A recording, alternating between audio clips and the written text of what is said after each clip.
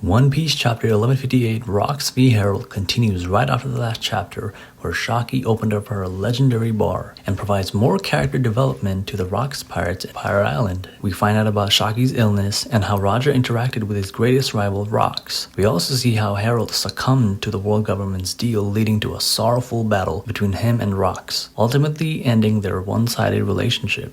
The chapter begins on the ship of the Roger pirates where few of the crewmates, Mamora and Don Kino, announced to the captain that Shaki had opened up a bar on Pirate Island. They're just like the rest of the pirates, with one of their biggest dreams being meeting Shaki on the seas. They thought they would never see her again, so they're quite happy to find out that she's still alive and living it up on Pirate Island. You see Scopper asking Rayleigh about Roger and why he's been so down lately ever since he and Rayleigh had a one-on-one discussion in private. In a flashback, we see Rayleigh pull Roger to the side and he's like, "Look, Roger, I didn't want to say this in front of the whole crew, but Shaki sent me this note." And Roger is like, "When did this happen? Back when we last fought the Kusa pirates?" He thought Shaki had stepped down because she got sick and her health was degrading, but she left because of what this note meant. Rayleigh was speechless and Roger knew that this was a love letter saying, "Come and make me yours." And Roger is like, "What? You don't want her?" But Rayleigh says that it's not that he doesn't want her, it's just that he doesn't want to be tied down. But Roger does, so he plans to visit Pirate Island to claim the crown jewel of the island.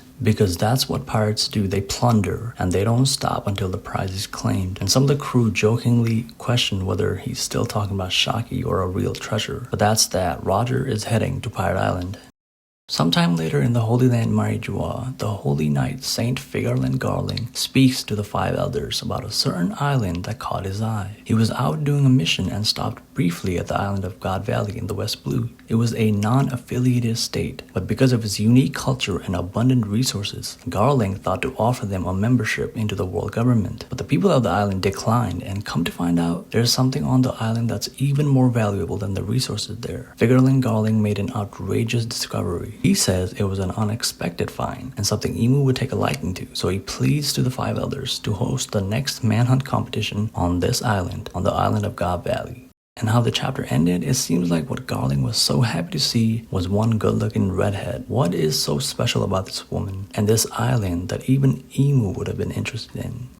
Back in Shaki's bar, we see there's a long line of people waiting to get into her bar. And apparently it's so expensive that it's equivalent to 2 years of unpaid labor, which is crazy. Shaki delivers her food made by her chef and some cheap rum disguised as whiskey. And something interesting we find out is that Rocks has stopped wanting Shaki because he's found another woman. Big Mom laughs because Shaki immediately sensed that that was the case, due to her woman intuition. Whitebeard, however, is sitting there clueless. And then that's when Roger enters the fray and yells that he's here for Shaki. Roger and Rocks butt heads, with Rocks making it clear that this is his island. However, fighting is forbidden at Shaki's bar, so he doesn't want to hear it. It's fascinating seeing all these players of the old era interact like this. You have Roger, Rocks, Whitebeard, and Big Mom all in one room, and they're all somewhat friendly amongst themselves. This flashback has been great for the character development of the Roger and the Rocks pirates. We've got to see how they interact with one another and what their inspirations were at the time. People have been wondering for the longest how Rocks was like with his crew, and vice versa. We knew that this crew had to be volatile and jumpy. We just didn't realize how big of a role someone like Shaki played in all of this.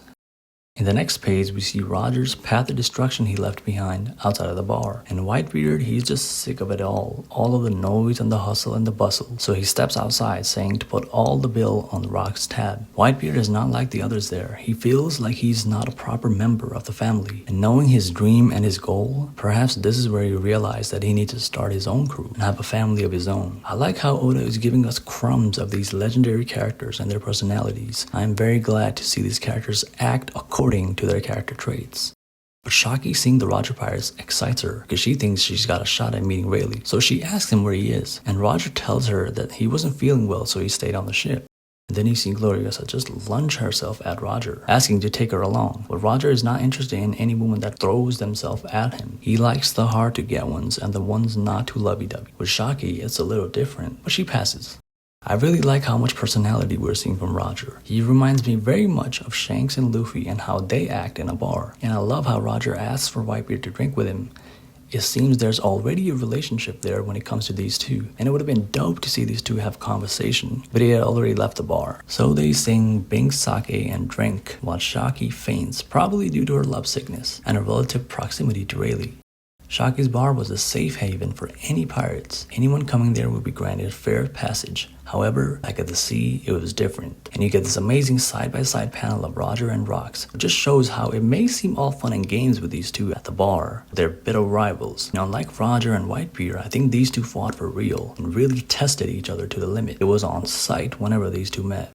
In the next page, we're back at Elbaph and we witness Rox and Harald engaging in a bloody duel. Rox likely arrived at Elbaph looking to ask Harald to join the crew again, but this time it was different. At the end of the last chapter, we saw the Gorsei give Harald a deal, saying how Elbaph will be accepted as a world government nation if and only if he killed Rox. So Rox is like, Harald, the government has got you totally under the control. They're playing you like a fiddle, but Harald gives his justification saying he was torn on what to do, and Rox just can't believe it. He questions Harald if that's something really worth killing your friend over. You're being used as a tool, he says. The world government only sees the elbaph giants as nothing but a military asset, so your people will only be enslaved as soldiers if you agree to this, he yells. Rox questions Harald's will and pride as the elbaph giant. Harald understands this, but he also sees that their history is that of violence, and Elbaph is shackled by it. It stops the country from ever achieving true peace. The celestial dragons may be foolish, but they still have a lot of influence on this world. Rox is one ambitious person, but his plan isn't foolproof, and it's a shot in the dark in Harald's eyes. Harald realizes that even if Rox achieves his goal, becoming the new ruler of the world, how will the giants benefit from that? The giants have a history of bad blood with seemingly everyone in the world, so achieving this new world without the celestial dragons, by using their might, where does that leave the giants?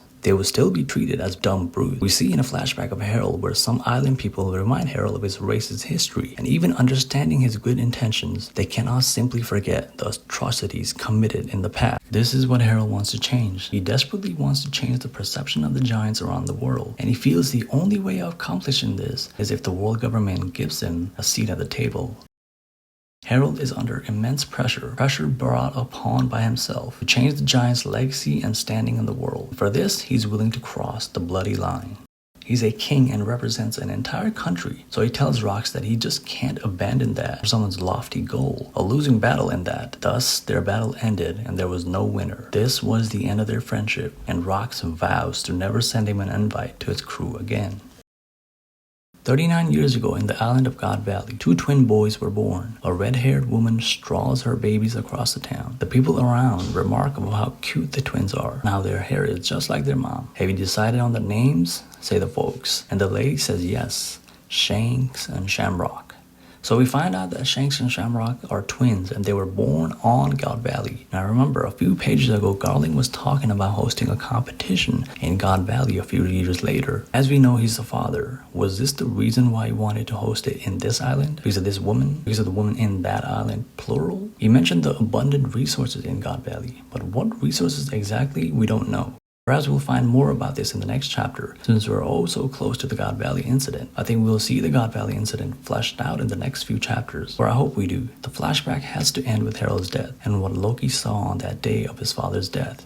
And we're a few decades away from that as far as the timeline goes. I gotta say though, another fantastic chapter from Oda. This flashback involving Rox Pirates and Harald, their relationship, and Rox's greater ambitions. It's been so fun watching all of this unfold. Rox and Harald, two friends with opposing ideals on how to lead their people, finally clashed head on. And the only thing left now is to see how these two meet their end. You guys, let me know what you thought about this chapter in the comments. Did you like it? Did you not? Like and subscribe for more videos like this, and I'll see you all next time. Peace.